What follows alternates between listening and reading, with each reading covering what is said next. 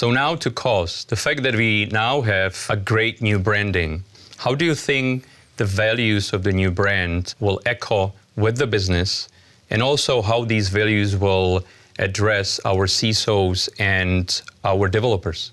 Yeah, absolutely. Thanks, Roman. You know, the new Checkmarx brand will elevate us certainly to new heights.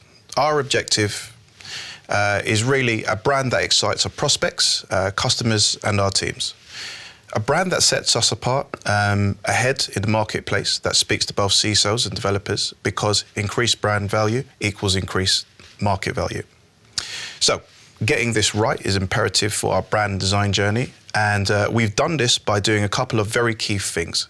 Number one, aligning our corporate character to archetypes, and that's the archetype of the hero, which represents courage in the face of opposition and fights to improve the world that we live in. And also the sage, representing intelligence and thought-provoking in its quest really to understand the world that's around us.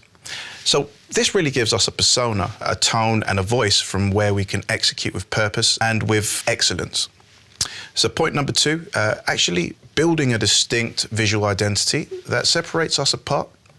I mean, we've really focused on getting, our logo right, and we think we've really done a good job doing that. Also ensuring our tagline really resonates with our audiences is particularly important to us.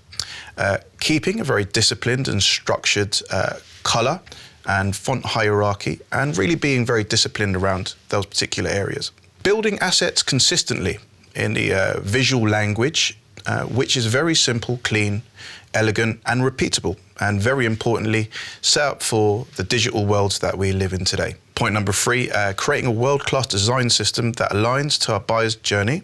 So not just design for design's sake, really, how do we add real value to our buyer's experience?